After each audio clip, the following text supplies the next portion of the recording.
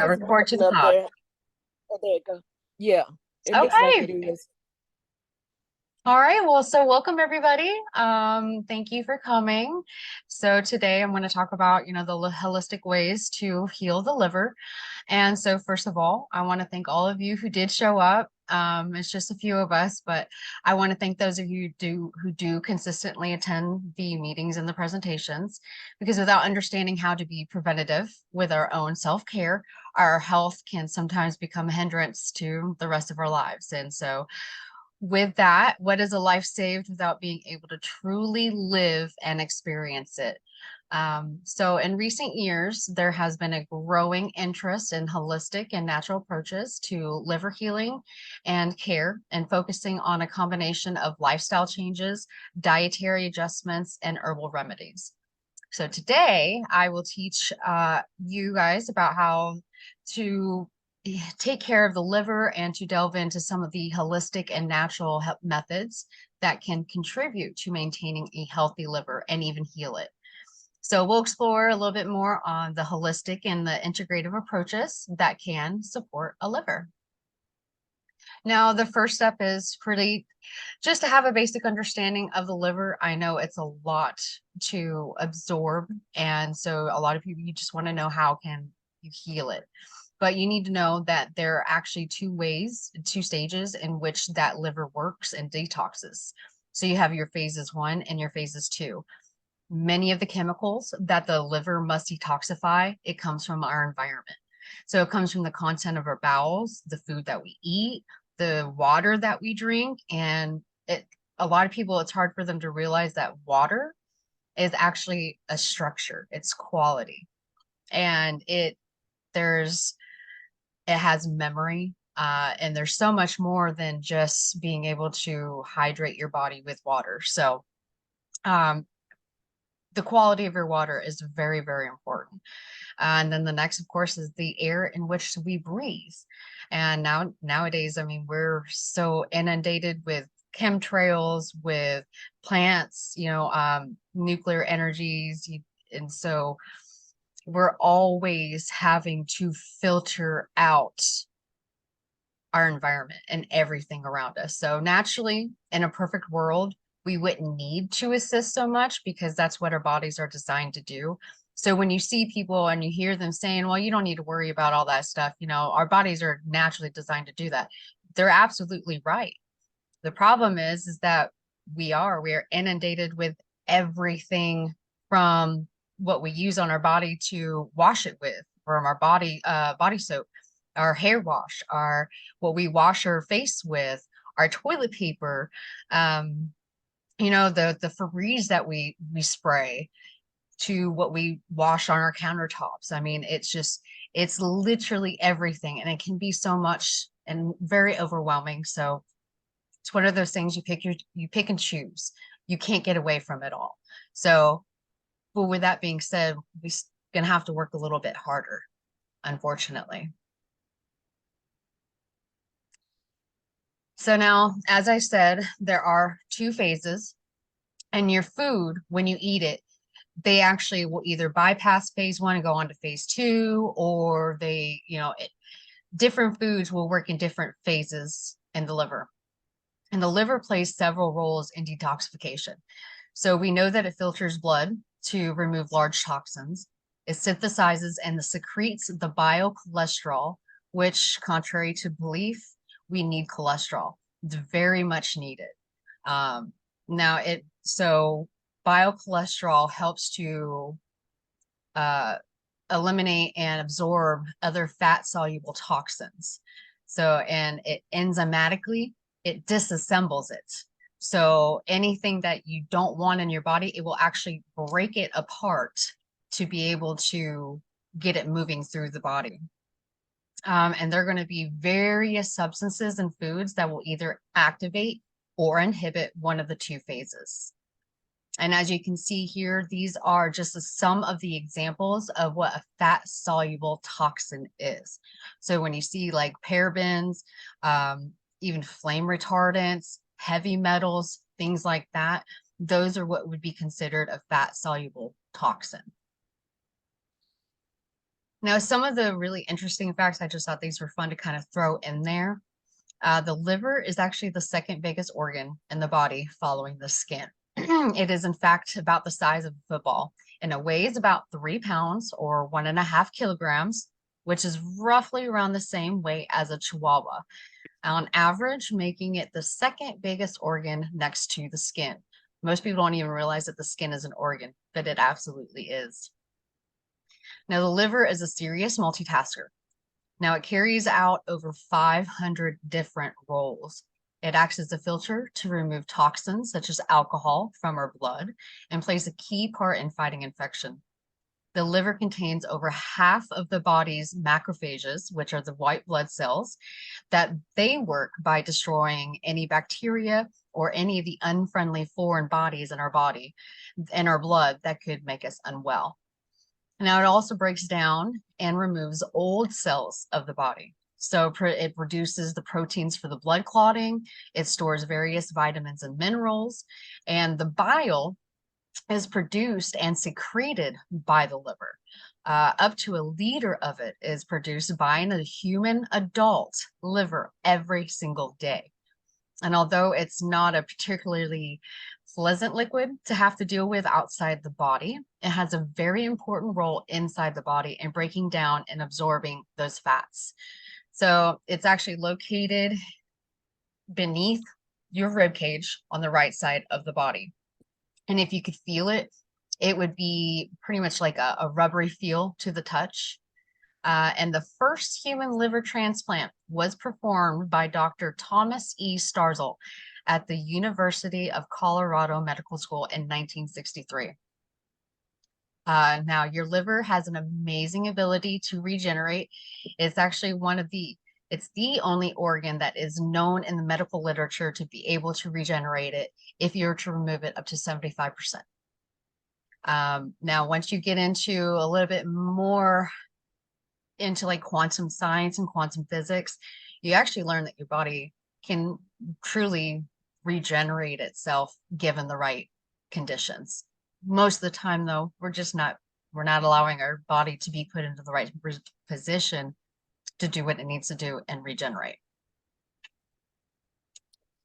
Now, many who have liver problems, you're not even going to realize it. And that, I think, is one of the biggest problems with liver health, is because it is the biggest organ. It does the most work, and yet is the least detectable when it comes to when you go to the doctor, you get blood tests ran, you have your enzymes ran for your liver, and most of the time they'll come back normal. And they can't figure it out. They don't know what's going on. They don't know what their next deal is. They'll look at your kidneys. Kidneys will be fine. And so people will keep going and their liver is just getting more inundated and you're not doing any detoxifying. And so you're just adding on to the cycle. And so most people don't even realize that they have liver problems.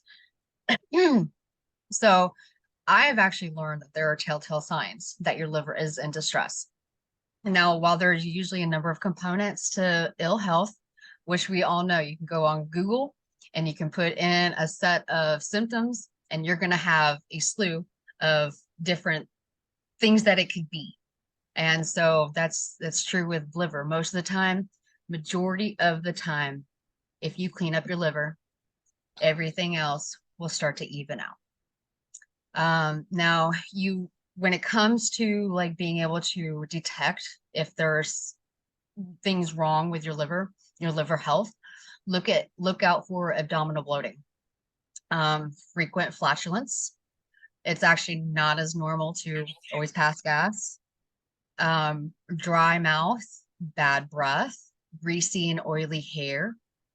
When you go to the bathroom, if it's yellow, we know that if it's the more yellow it is, the more dehydrated that you are. But if it's also accompanied with foam, like it's really foamy, that is another indication that you have poor liver health. Greasy back, acne, dry eyes, vertical lines on your fingernails. That is another thing. Your fingernails and your hand health can actually determine a lot about your body, because these are your extremities. Everything goes to your tongue, your toes, your feet, so when you have vertical lines, that can either be a what anemia, so iron deficiency, or it can be a vitamin B deficiency. And more than likely, 99% of the time, you're going to have poor liver health. So this, even with poor liver health, you're going to have most likely even severe insomnia as well. So you're going to have trouble sleeping. And because of this, many also don't realize, and when I learned this a while ago, it kind of blew my mind.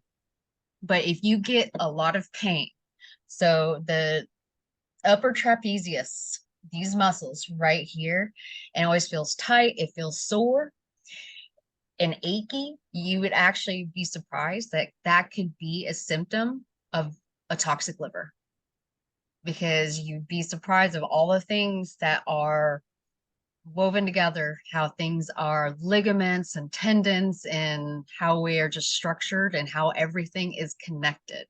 So yes, way up here, but could be your liver. So just something, if somebody's, always got tight muscles or like right up here, it's just something to look out for. Do a liver cleanse, and you might actually be surprised that it just isn't there anymore. So, unfortunately, there are many ways in which the liver function can be compromised. One of the more serious is the cirrhosis of the liver, which is condition characterized by the irreversible scarring of that liver. And this is, when your body is just continually having to work hard, and you're never giving it a chance to rest, that is when cirrhosis happens. That is when you know that you really didn't do a whole lot to try to clean your body out. Because if your liver is able to regenerate itself and it gets to cirrhosis, that's there needs to be a little bit more accountability with that, unless sometimes there are genetic factors. But cirrhosis is probably the top notch when it comes to the downfall of the liver. So when healthy tissue in the liver is continuously damaged, it is replaced with scar tissue, which can block the flow of the blood through the liver and eventually cause liver failure. It is caused by many different diseases affecting the liver, and it has many symptoms patients must watch out for. Fortunately, there are many ways in which liver function can be compromised.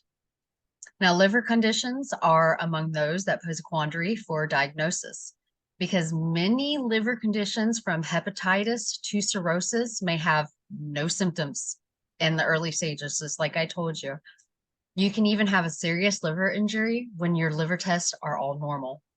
And this is one of the things that, really grinds my gears when it comes to Western medicine, is because you have this westernized advanced medical care, and yet you can have a damaged liver at this point, and even tests will show that you're fine.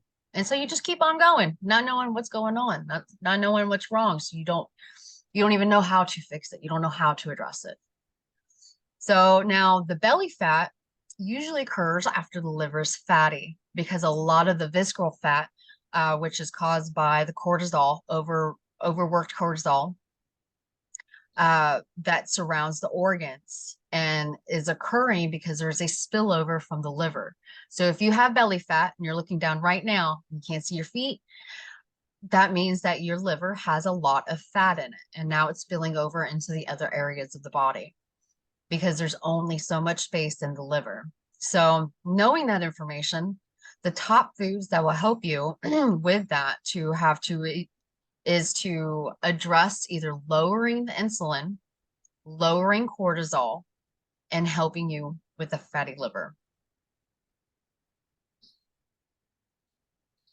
Now, I already mentioned cirrhosis, but of course we know about the non-alcoholic fatty liver disease. You don't have to drink alcohol in order to have fatty liver disease. Glucose, sugar, processed foods, all that contributes to it. And then, of course, you have hepatitis. Then you have hemochromatosis. So all of these are the four top ones. They are not the only ones. Now, it's important to remember that the liver, as I mentioned earlier, it manufactures bile. And this is an extremely important substance in the absorption of those fatty acids and those fat-soluble vitamins. And it's something that I really don't hear really much mention of, is bile. So bile acids are naturally occurring compounds that are effective in promoting bile and fat to and from the liver, but you can find them in supplemented form. I know you can go to like the vitamin shop. They usually have different acid salts or bile acids that will be very helpful in that. So, as we know, bile is produced in the liver, is either secreted in the small intestine or it's stored in the gallbladder. And so we know bile plays an important role in making your stool soft. And so if your liver isn't functioning properly and it's not in tandem with the other organs and processes, you're going to experience these kinds of symptoms. And the first one I want to point out, I should have put it on the top, is you just don't feel healthy. You just don't feel good. That is going to be your first sign. You need to do something with your liver. You've got to do something to help clear and cleanse it out. Other than that, you see the list here. I mean, your skin isn't clear. You always feel foggy, weight gain, joint pain, your emotions, which we will get more into that here in just a little bit.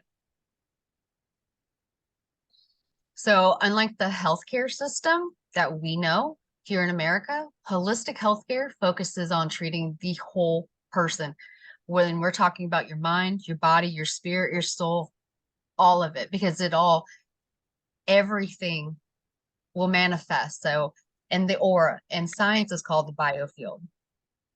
When we have a traumatic experience, it gets stuck. That emotion, that trauma, that feeling gets stuck in the aura.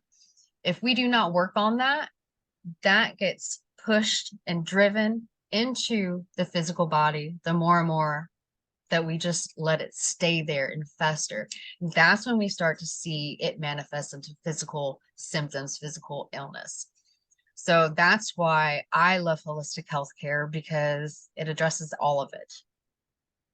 So holistic and natural approaches to liver healing and care, it emphasizes the interconnectedness of various lifestyle factors, dietary choices, herbal remedies, all of the above. So that starts with adopting a balanced diet. Of course, we know staying hydrated, managing stress, engaging in regular exercise. And I'm seeing more and more that are starting to consider herbal supplements, herbal remedies. And of course, I do have to say this under professional guidance, but individuals can promote their own liver's well-being. These practices not only contribute to liver health, but they also support the overall vitality and longevity. So highlighting the significance of a comprehensive approach to well-rounded wellness. Integrative healthcare, that is what I specialize in, is what combines the conventional medicine with evidence-based complementary. So we take Western healthcare, what we see, because it's great for trauma. It's great for if you do need surgery, if you have a broken foot or, something like that. And then we take the holistic aspect, everything else that makes that person a person, and we bring it together. So that is what I study. But both approaches, integrative, holistic, they all aim to address the underlying cause and promote wellness and preventative care. Now, of course, these are probably very obvious. Everybody talks about it. You have processed food, excess alcohol, refined sugars. I do want to say something on the sugars. Fruit sugar is not the same as fructose. So glucose is actually great. I have actually read smaller studies on though diabetics, type 1 diabetics, as such as myself, that were on nothing but a fruit diet, glucose, and were able to heal. Fructose is the refined sugar. That's what your body has to figure out what it's going to do with it. Glucose, it actually bypasses the pancreas. So it doesn't even filter through the pancreas like it would glucose or high fructose corn syrup. So that is one thing I just wanted to add that to sugars, because not all sugars are created equal. Then of course we know about herbicides, pesticides, heavy metals, disinfectants. I kind of, talked about that a little bit earlier. And of course we know that all this can inflame the liver, and it will impair detoxification. And here in America, it's going to be such a struggle to avoid really any of this. So like I said earlier, you have to work a little bit harder. Unfortunately, here in America, we do, because everything has refined sugars in it. Everybody, like, not everybody, but, drinking is a pastime. We are coming into football season.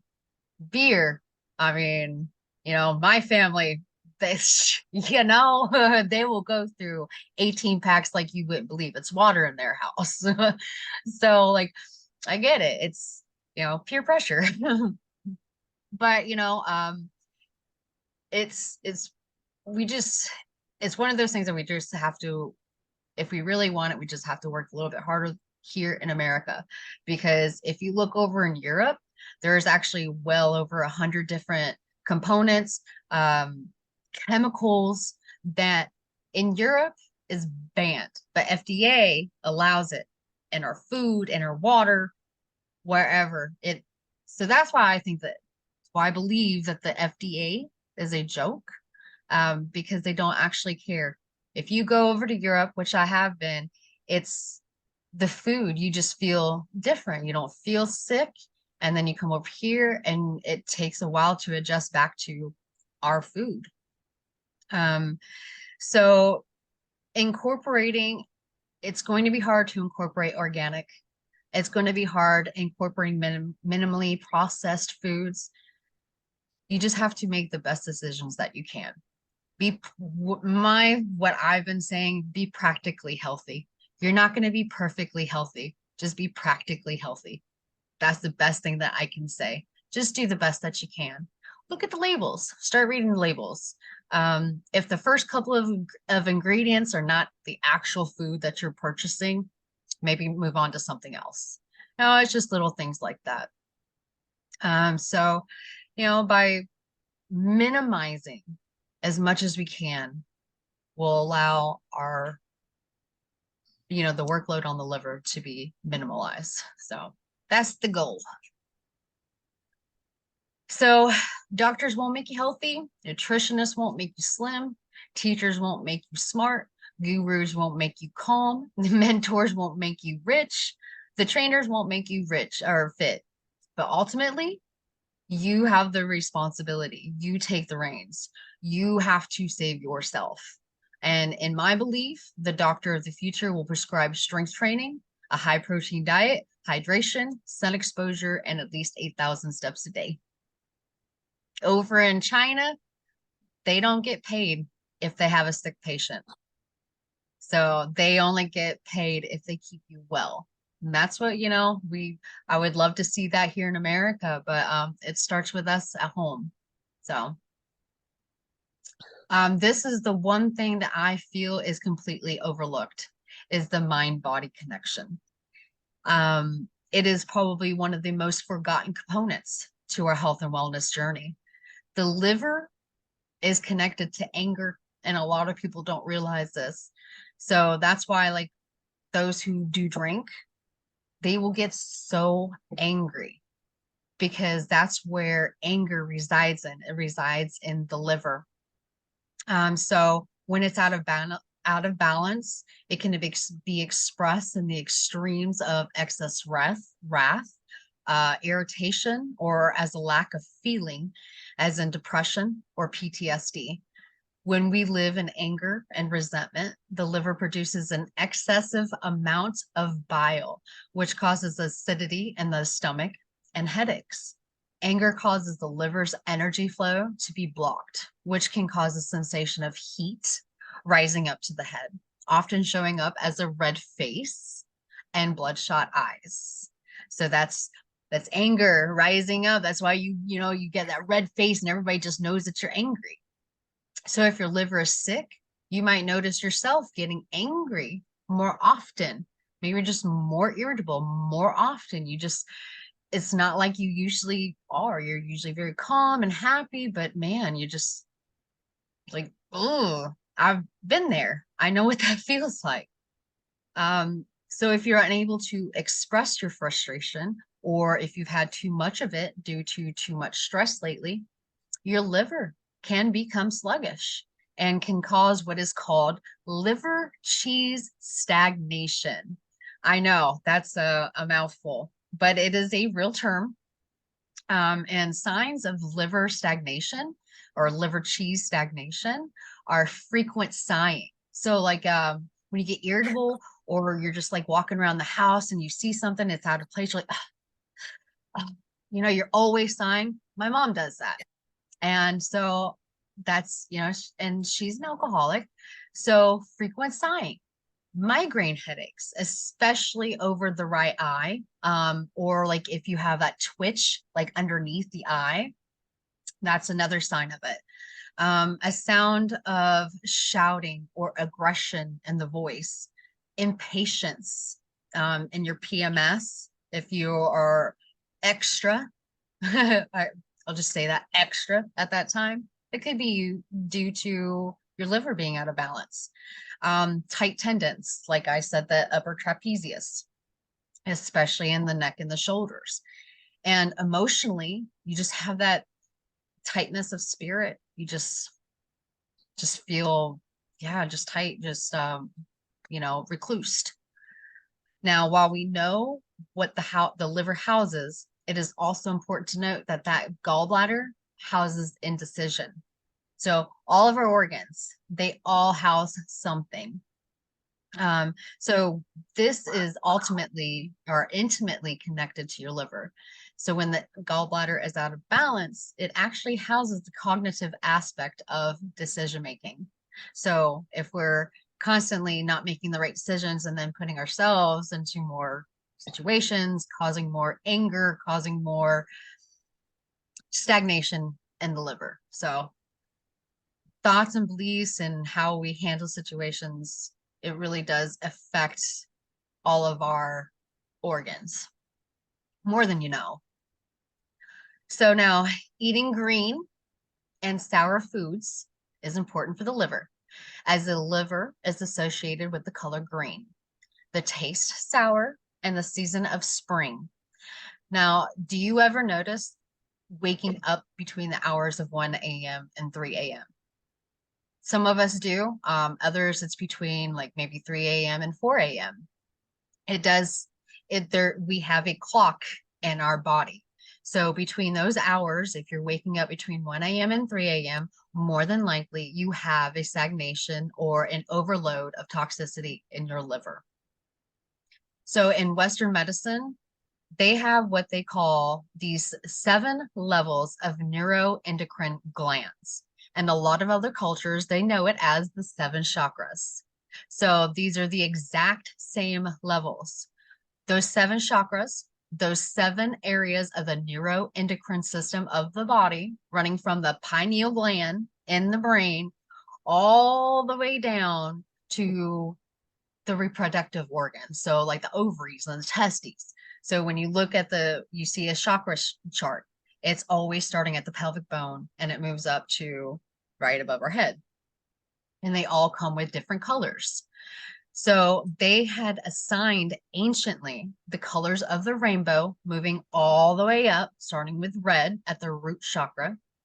And so it's so interesting because it's the colors of foods that also target specifically those levels of the chakras of the system and the emotions of the positiveness or the emotions of the negative in those levels. So like red, Red was a color that the ancients knew. It represented power and love and warmth. And if you look at red and then look away, you actually might see like the color green. So like how like the purple toothpaste, how purple can actually cancel out yellow, green cancels out uh red in this regard. So that color red actually resembles like anger and resentment. Green represents harmony. And so that color green, eating those foods helps get rid of the negative emotions of the color red, which is anger. So think when someone is angry and you've heard the expression, oh, you're seeing red, or I'm seeing red. Yeah, if you're angry and you're irritated, if your buttons are pushed too easily, you need to eat green foods to help clear the negative emotions. It will cancel out that negative emotion. Believe it or not, I have done it before. I've done it with my solar plexus, which is yellow. So like pineapple or bananas. I try to be intentional with it, but I'm still human. I'm practically healthy. So the fastest way to heal the emotions, according to the ancient wisdom, was to be able to also be able to stop eating, because foods create moods. I love that. So one thing that many don't, when they hear the word or the term fasting, a lot of people will either get scared and run away from it, or they think of it only as a spiritual. So you only fast for like 40 days and 40 nights, and it's just a spiritual or religious thing. And it does have a very big spiritual component to it. It really does. But to fast doesn't mean to starve to death. It means to strengthen, to hold fast, to hold firm. And the ancients knew that. There is not one animal on the face of this earth that gets sick or injured in any way and will eat. Even cats and dogs will eat grass, which is green, to make themselves puke and throw up to get rid of everything that they've had, because they know something is wrong. And so then they will not eat again until their body has hit a point of strengthening, to where they know they feel like they're on the mend. So it's holding firm. But what if you were to fast just on water? Because water has all 7 of the rainbow, all 7 colors of the rainbow. And so that's why you can see the rainbow in the sky when it rains and the light shines through it. So a faster, not as the fastest, but a faster way is to drink the blood or the juices of the colored foods. These are the things that we need to get back to. You don't have to get an actual juicer and separate. Like I use a blender. I don't mind the pulp. The reason why I don't mind the pulp, I've always liked pulp. Not very many people do. That's your fiber. You need that pulp. Now, if you are truly going through a fast and you just liquefy, just go ahead and start getting things running right on through, yeah, you can go ahead, do a juicer and take all that fiber out of there, and then you just have all the vitamins and minerals and phytonutrients. It's really up to you. It depends on what your goal is. Now, what foods and drinks we can have to target any stress or emotions that can be negative in the moment. Yeah, it just depends on what your goals are, what are you having problems in. So, just like here, you can see that there are many different things that you can incorporate. Though this top line up here with the grapefruit, the beets, the carrots, the green tea, and the apples, I would say those are probably one of the very best. That top line right there, you can't go wrong.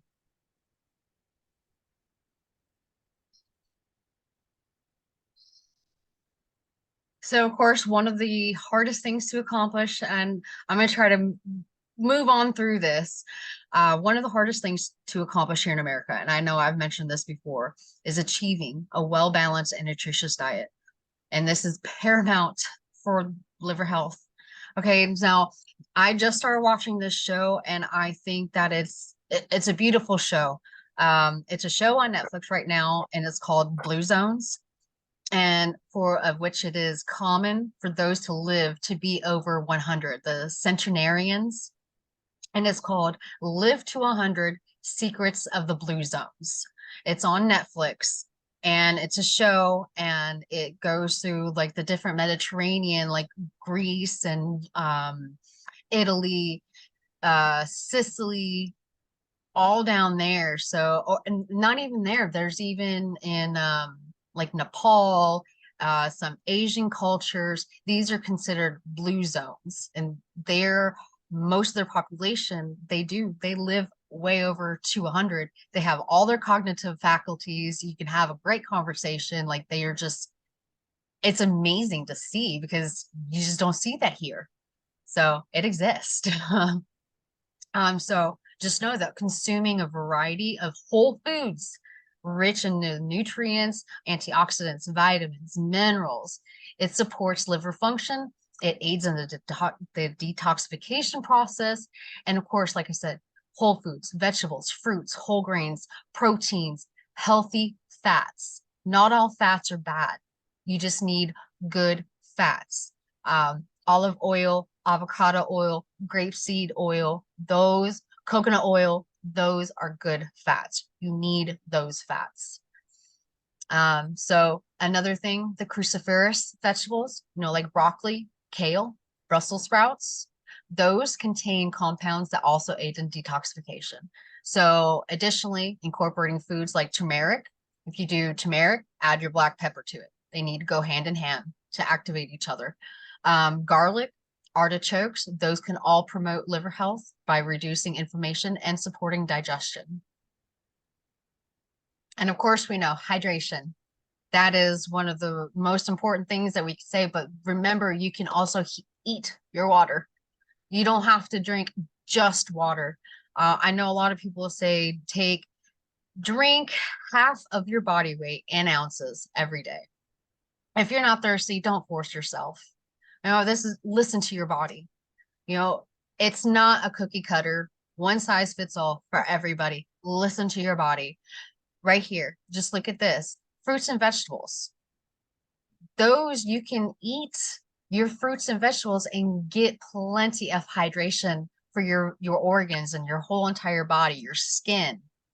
And then you have your teas. Green tea is amazing for your liver. So just remember, water, it helps to flush the toxins out of the body. It aids the liver detoxification. You have your herbal teas. But remember, hydration is also found in your vegetables and your fruit. Think watermelon. We all know how hydrating watermelon is. Cucumber, celery. Hard to believe, but even celery. Celery is an amazing vegetable for your health. Okay. And of course, sleep quality, stress management. I know these seem like obvious, but you would be surprised to realize just how much these connect with your liver health, your mental health, your overall health, your organ health. Cancer, all of that cannot survive in a happy alkaline environment. Okay, so obviously getting enough sleep. The quality sleep is crucial for your health because when you are sleeping, your body releases itself from the fight or flight. So your body, your bowels shuts off, says, I don't need you anymore. Go to bed so that the rest of the body can go ahead and heal because now this doesn't have to take up all the energy. Okay, so during the sleep, the body undergoes a crucial detoxification and repairing process. Okay, some people have a certain schedule. One person may sleep 4 hours and then they'll take Sunday and they'll sleep all day. Get your body to expect. Doesn't have to be like everybody else. You don't have to get the 7 or 8 hours. Sometimes 7 or 8 hours may be too much for you. 5 or 6 maybe not enough. It really depends on you, how much your body needs. So listen to it. 7, 8 hours, great starting point. just not for everybody. Okay. Another one, stress management. Obviously, chronic stress contributes to liver dysfunction by triggering inflammation and impairing its natural healing process. So, by practicing stress reduction techniques such as meditation, deep breathing, exercises, yoga, which yoga, that's you're moving your body and you're allowing the electrical current to flow through it. Your body is a geometrical, amazing powerhouse. Yoga is not just for losing weight. It is not just for flexibility. It is a whole practice that brings a wholeness. So just keep that in mind. And of course, just practicing mindfulness. Um, all of it impacts your liver health. I won't go through all of this because, I've taken up a lot of your time already.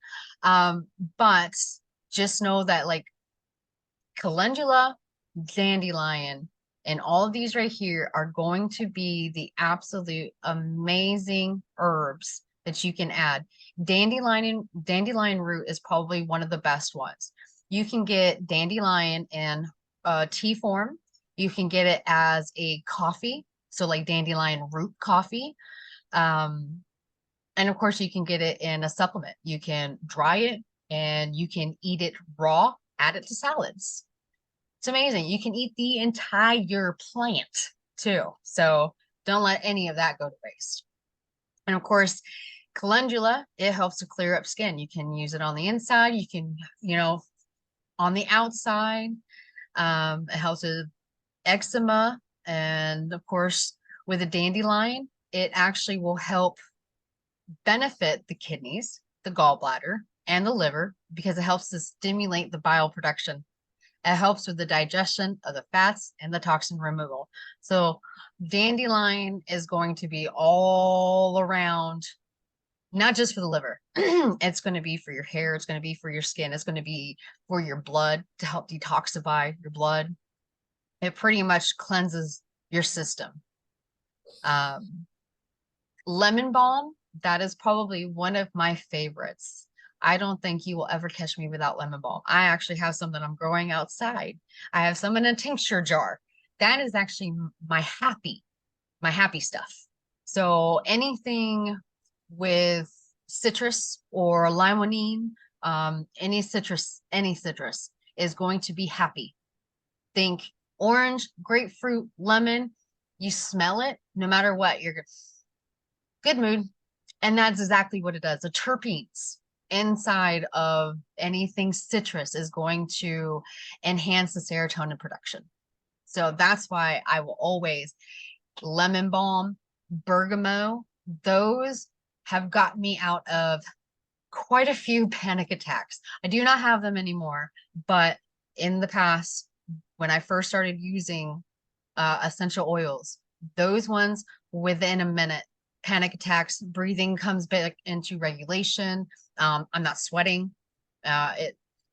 It's crazy what oils can do. But I also use it for my teas. You can use it, of course, in salves and tinctures. I mean, the sky's the limit. It really is. But all of these are going to help cleanse and purify. They're going to help with liver regeneration, and they're just going to help overall the body. And of course, this is another list. These are the top recommended. There's going to be a plethora of other ones that I haven't mentioned here, but these are going to be the main ones. Mugwort. I actually use mugwort as a toner as well that I've gotten. Korean skincare. Love it. Oregon grape. Oregon grape is going to be one of those that it doesn't matter what you have. Oregon grape is going to be a go-to for anybody, anything. It's going to be Pipsissewa.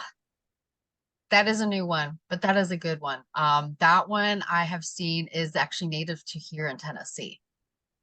And then of course you have your self-heal, your stinging nettle. That one right there you can find that pretty much everywhere. But they're all going to be great for literally everything. Like I've seen it used for like mugwort. Some people, some ladies may actually be aware of it, but mugwort I know has been used especially for menstrual issues. So it's really good for addressing any womanly health issues, digestive, heart, respiratory, asthma, epilepsy, convulsions. I mean, herbs, it can be one herb and it will have an affinity on many, many, many different issues. Okay, now let's get to the good stuff.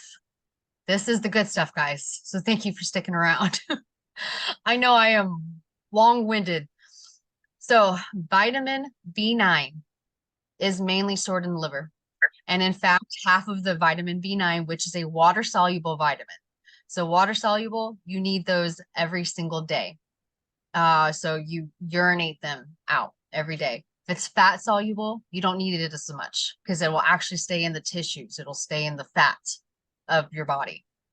So that's why you need to be able to restore the water soluble vitamins every day. So these levels are stored in the liver, which means it's part of the recipe to help your liver function better. This can help contribute to having more energy, losing weight, better digestion, and then of course you're going to limit your fructose because like I said earlier, sugar, fructose, glucose, not created the same. The only difference is fruit and glucose is safe, but limit when it comes to fruit juices because a lot of the time with the fruit juices, they're going to have additives or it's going to come from concentrate. The high fructose corn syrup, that is probably the number one that I stay away from. I will not, it does not come into my house anymore. That's a hard one to get rid of. That's a hard one.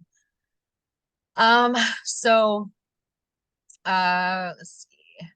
So that, like I just said, so high fructose corn syrup, which is pretty much found in just about everything in most products these days. And of course, you have your alcohol, your prescription drugs. I'm not against prescription drugs, but when you do take those, your body has to work even harder because you're also putting something that is your body has to convert it to a bioavailable form.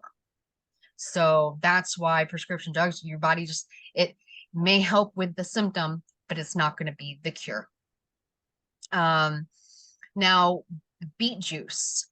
Beet juice is amazing. Don't let it scare you too, because it will turn your urine. It will make you think that you're peeing blood. It's just the beet juice. But you will do this every week. You're going to, whether you juice it, you can pickle it and eat it. I know a lot of people pickle beets. Yeah. Remember, Chris, when you brought it, I think it was you that brought pickled beets. Yep. I mean, you can any kind of different way. So just incorporate beet juice. You can if you get the juice, beet juice, there are some that's usually located by the produce section. They come in glass jars. Those are the ones that I actually buy from my 3-year-old. If it comes in glass jars, more than likely it's going to come from a better source. So with beet juice, you're going to at least incorporate it every week. And then over an extended period of time, you're going to increase from an ounce up until 4 ounces for a month.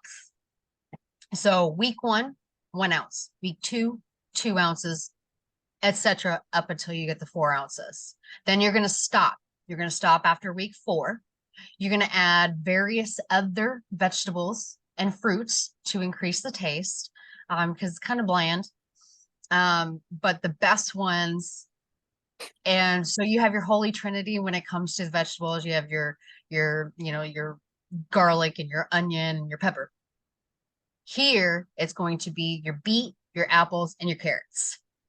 For me, that's my holy trinity when it comes to the fruits or when it comes to juicing is beets, apples, and carrots. And they actually taste really good. Beet juice stimulates the genesis of new liver cells, something not very many people understand or know. And that's called neogenesis. So you can, like I said, you can surgically remove up to 70% of that liver and it will grow back. And it's the only organ that can do that that we know of here in medical literature. Padding. I don't know if you can see, like, pat. Doing that helps to stimulate your lymphatic system. So patting on the armpit and the rib cage can stimulate that lymphatic system and which needs to help to circulate the lymph fluid throughout our bodies. It doesn't have its own circulation like your heart does. So we have to be active to do that for our body. And so this can effectively, and it does effectively reduce your stress, anxiety, and your sadness. Drinking shots of extra virgin olive oil. Yep. Yep. And they're different. I mean, if you get into EFT, I mean, you can tap here, tap under your cheeks. There's different, I mean, for PTSD, anything emotional, EFT tapping. That's another one there's a lot of more literature that's coming out on that. The other one is drinking the shots of extra virgin olive oil, lemon juice. Now you should do this for a minimum of 90 days, 3 months. Okay. And this is because the liver replaces itself every 90 days through mitosis and cellular division. So you will have an entirely new body in 7 years because your body is always regenerating. It takes around 7 years to get a whole new skeletal structure. But all of your cells are always regenerating. So you're not going to have the same liver as you did 3 months ago. Yeah. Every part of your body, every single part of it, your skin, your organs, your skeletal system, all of it. So it's important to note, cancer is both simple and complex all at the same time. Cancer can not get a hold of the body if your liver is working well. Everything that comes into your body comes first through that liver, and that liver determines where everything goes. And everything that comes out of your body comes out under the jurisdiction. We all know jurisdiction means it all comes out under the jurisdiction of that liver. Now, any environmental poisons that come into that liver will assess it. If it's really toxic, it wraps it up in fat and stores it. But if it can, it will break it down to that water-soluble state and then release it. The liver is the largest internal organ in the body and is known as what we call like the project manager. Castor oil, one of the most underrated practices that I think to date. Miss Barbara O'Neill, she is an Australian naturopathic doctor, and she talks about castor oil packs, and she does amazing presentations on those. You can look up on YouTube, and she will actually show you exactly step by step of how you can put it on the cloth. You can use flannel. I mean, she does an amazing job.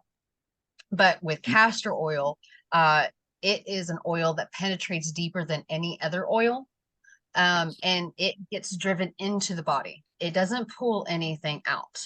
Okay, so it can break up bone spurs. It breaks up cyst. I mean, it dissolves stones. It dissolves things in the body. So whatever castor oil, wherever it is, it's going to penetrate. It's going to break up lumps, bumps, congestion, adhesions. I know people have used it for their eyelashes, and it helps to grow your eyelashes. I remember my sister-in-law trying to take it to give birth faster. That doesn't work. Other things come out, not the baby. So that part, that's not an old wives' tale that works. So we learned that one the hard way. But a good way to do it is, so you place a saturated cloth. I'm going to show you in another picture in the next slide, but you're going to take the cloth, and under the right rib cage is where the liver area is. I know you're going to start I would say 60 minutes. Some people use it all day. There are women that put it, they'll have lumps in their breast and they will keep it on all day, all night. Um, and then, I mean, within a couple weeks, a couple months, they go back and it's gone. It dissolves the cyst. So you're going to start out at least 30 to 60 minutes per day. And you can gradually increase that duration of use as per your needs. They do come in different sizes. So there are people that will put it on their neck for their thyroid, the kidneys. Like I said, they'll put it on maybe their calf if they have like a bone spur in their calf. They'll put it on their like ankle or on their heel to help like heal spurs. It's an amazing oil. So one of the active components of it is glycolinic acid. I read things, I don't always hear the pronunciation, so I apologize for that. But it's something like rhinolenic acid, I believe, something like that. So here we're going to see like an example here. I have the arrow that's pointing towards, that is exactly where you would put it. Like just like that. They do come in different sizes. You can use like a flannel or an old bed sheet if you want to. I prefer these because I will actually sleep with it overnight and it will protect like my bed sheets and stuff. But yeah, you can leave it on there and you can use the same one over and over again. That because it doesn't pull anything out of the body, it only puts it in. And then next to it is one of the, I would say the better brands that I've seen of castor oil is the cold pressed organic from the Queen of, is it the Thrones? I think that's what it is. But make sure that it's a cold pressed. But yeah, people are using it for just about everything. And like I say, you know, liver detoxification, your muscle pain, digestion, insomnia. It really is. It's an amazing oil. Another one that I will always recommend, and I do recommend this especially for if you have cholesterol issues. And my mother-in-law, she is probably believed in me more than anybody else in my life. And anytime I say something, she's like, gotcha. So I had her, she went to the doctor and she was, they did tests and they said that her cholesterol was getting kind of high. And so I was like, okay, well, try getting your black seed oil and get the cold press black seed oil and let's see. And she was on it for 6 weeks before she had gone back and gotten tests. And it came down, I think she said 6 points. I can't remember, but it was significant. So she was super happy. Her doctor was like, whatever you're doing, keep it up. So now we've got more and more of our family catching on to it because now they're starting to see it working for somebody else. And she's in her 60s. She's very proactive with it. But just to see that, just little things like that, just add that to your, and it's a game changer. It really is. And so black seed oil is, if you look it up, some will actually say that it is known to cure everything but death. So it doesn't hurt. Now try to aim for doing a liver flush, like I said, at least every 3 months, because of the regeneration of the liver every 90 days or every season. So like at the beginning or the end of a season, because you have foods that are in season, you have different activities that you do for that season, whatever it may be, try to aim to do it 4 times a year. So I do have a couple of the infographics over here.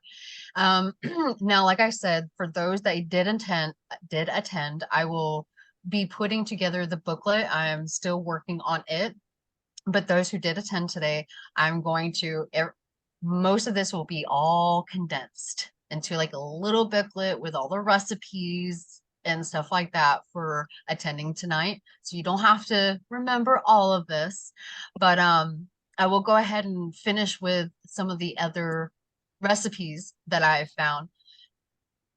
When it comes to holistic healthcare, it's not like Western healthcare. Western healthcare, you have a few prescriptions and maybe surgery. You don't get a whole lot of options. Holistic healthcare, there are a million ways to skin a cat. So you can add, you subtract. It doesn't matter. You create to your liking. You create to what is good for you. Okay. So these are just guides. They are examples of like all this is going to help your entire body, especially the liver. But when you work on that liver, you're going to see it throughout radiating the whole body. So you're going to have 2 cups of green apple, ginger, cinnamon sticks, lemon, rosemary. Okay. You're going to boil those together and you can drink 1 cup of that a day. That's it. Easy peasy as a tea. I add honey, organic, like raw honey. I will add that for my sweetener. One of my very, very favorites, this is something that me and my mother-in-law also started doing, is doing 1 ounce of extra virgin olive oil. This is the olive oil that I just get from my store. It's in a, make sure it's in a glass bottle. I never get my olive oil in a plastic bottle. Make sure it's in a glass bottle. Make sure that it is cold pressed. You want extra virgin olive oil. Okay. The polyphenols in that is above most of the olive oils that you will find. So that is a good one. That's the one that I use. So 1 ounce of extra virgin olive oil, 1 juice of a lemon, and then 3 shakes of cayenne pepper every morning. All you got to do. Cayenne pepper is actually going to help dilate your heart and all the arteries. Your lemon is going to help alkaline your body and help the digestion and detoxification. EVOO, that is going to help everything run through. It's got the good omegas, it's good for your brain, it's got the fats. It's amazing. Really easy, doesn't take much. Do it every day. You will see most people start seeing a difference within a couple of days to a couple of weeks. Really just depends on how inundated your liver is. Now, like I said, there's so many. So like you can do it with sea salt. Here's one. It's sea salt, half to a whole lemon. And with this lemon, you're going to keep that white tiff on the outside of it because that's where a lot of nutrients are. Not the rind, but when you peel it off, you got all that white stuff on there. Keep that. Okay. And then you're going to get a knob of ginger, blend it together. Don't juice it. You want all of it. You want all the fiber. Blend it together, pop it back. And like I said, there's a few more over here. I'm going to put that into a PDF or a booklet for you guys. So within the next 24 hours, I'll have it sent out to your emails. But stick to flushing the liver regularly, feeding it with the healing foods, and you will see your appetite being regulated. So you won't be as hungry. And then you will also see that you will notice you desire better foods. You desire and you actually crave a salad. Most people like, I don't even like greens. I don't like salads. And now I do. Now that's what I want. That's what I'm like looking for. Yes, it will. It will change you. And then your skin gets clear. You will notice that all over. I mean, it's wild what it will do. It would make your skin supple, make you glow. And this is probably one of the best parts. One of the first things that I've noticed, not just the increase of energy levels, but if you've ever like had like this burst of like just happy feeling, if you know what that feels like, That's what it feels like. It's just like you just I don't know. You just feel like a little girl. You just feel like a child. You're just like, oh my God. You just feel good. And you feel like this. I don't know. I feel it like rolling up. It's hard to explain, but it's worth the try. I'm just telling you, it is worth the try. And if you all that is the EVOO, the lemon, and the cayenne pepper. That's what I started out doing. Now I'm adding little things to it. That's the one that I started out doing. That's what started giving me those results. Okay. So you start to get that dopamine feeling because it's, dopamine and serotonin, they are produced in the gut. So you're feeding your gut. You're eliminating all that crap out of your liver, out of your gut. So it's just a byproduct. Okay. So you feel happier. And some people's favorites, my husband's favorites, your sexual appetite does become increased. Okay, so you have the increased oxygen to the extremities. Just beetroot, just the beetroot, because of the nitric oxide, will actually bring oxygen to your outer extremities. Take notes, fellas. So that's one of the things that a lot, especially, it once we start getting a little bit older, it's not a number one on our to-do list. And not just that, but you get older and you have kids and you just don't feel like it. This will make you feel like it. So just putting that out there, we're all adults here and we all have kids, right? So just a little thing. We're all married, so it'd be good for our spouses. So just a little something, something. But other than that, thank you. Like I said, I'm putting together that guide of what I presented here today.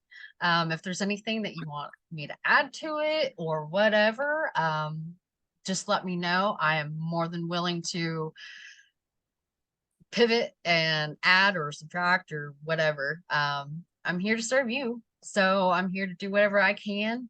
I really apologize. This took a lot longer than I thought it was going to.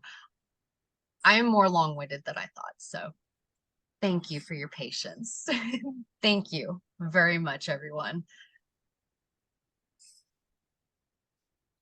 Thank you. It was great. Thank you. Okay. Okay. Hey, Ryan. Thanks, Cass. Thanks, Casey. How are you doing? Doing well. I enjoyed the presentation very much. I'll have to digest it and review all the information. I'm confused because I have some of the symptoms, but I also do a lot of the things that you mentioned too. So I'll just have to work through it one by one. Well, and yeah, that's one of those things like that was I mentioned at the beginning of the presentation is like you can go onto Google and you can put in your set of symptoms and you are going to have a whole list of things that it could be. Or, you put in one thing and then you have a whole list of symptoms, and so many different diseases and illnesses carry the same symptoms. It's hard to get that, narrowed down. I got a question, Casey. What was the name of that Australian doctor? Barbara O'Neill. Barbara O'Neill. Yep. She is actually, she's not necessarily banned from Australia, but the Australian government pretty much said that if she continues to still teach, they will exile her. Ooh. So now she just works outside of Australia. Oh yeah. Australian government, they're bad people. Yeah, really. I've seen her a time or two, and she talks about castor oil a lot. And I got some in the cabinet. I found it, but it doesn't say hexane free. It's not organic, but yeah. I guess I need to get that. I would definitely do that because it doesn't pull anything out. It only pushes in. So if that's what it's pushing in, you want to make sure that it's hexane free. And yeah, so make sure it's of good quality. For sure. Because it's meant to, dissolve.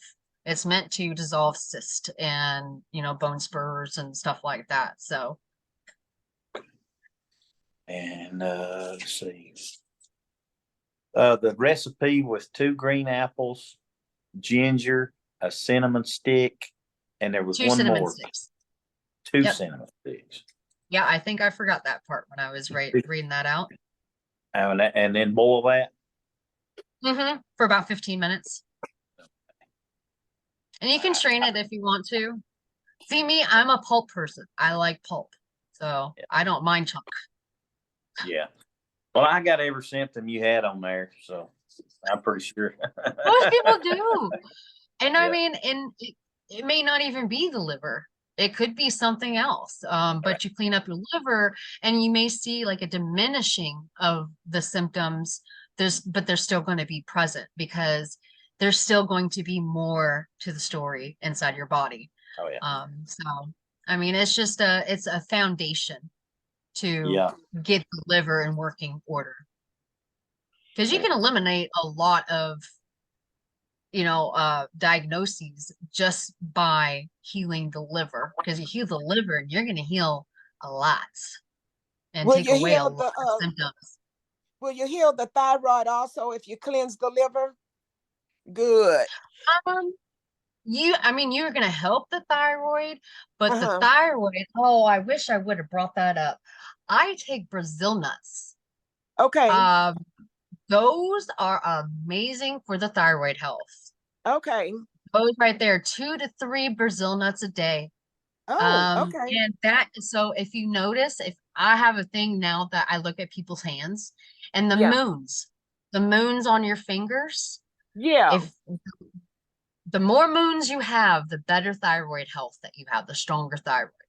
So when you start seeing elimination of the moons on your fingers, that's going to be an indication that your thyroid is weakening. Or that you're not making the appropriate TS3 or TS4 or thyroxine. Right. Okay. Okay. And can you include the names like Barbara, Barbara, and then O'Neill? Can you include that in the paperwork that you email us? And the Brazil nuts too? For the thyroid. I'd appreciate ma'am. that. I found myself in a lot of this material because I think I have fatty liver. Okay. Yeah, that was because of my diabetes, because of my glucose levels. That is why I started getting into really doing it. My mother-in-law, she's my ride or die. So like she's like, I'll do it with you. So it's like, yay. So it helps so much. Like she is the most amazing human being ever. I hear you. So Brazil nuts. And one of the things I know some people are like, well, I can't find sea salt online. Because there's one certain brand that people look for when they look for sea salt, and a lot of people are getting it on Amazon. This is I don't know if you can see it. This is the one that I've been getting. Okay. French gray is sea salt. Okay. I got it. It comes in that Mylar bag. But it's a wet salt. But with this one, especially if you are low on magnesium, it's equipped with 3 different magnesiums. Oh, wow. So what I do is I do not put it in my water.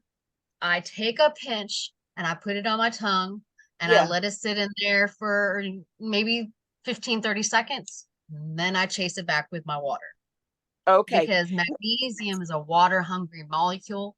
And so it is actually going to follow that water into the cells instead of just buffering it around outside of the cells. It's actually going to get into the cells. Okay. Sounds good. Now I have the Himalayan sea salt, that pink salt. Is that good? Okay. So Himalayan salt, yes. an amazing salt. You just have to be careful of where it is sourced and how it is sourced.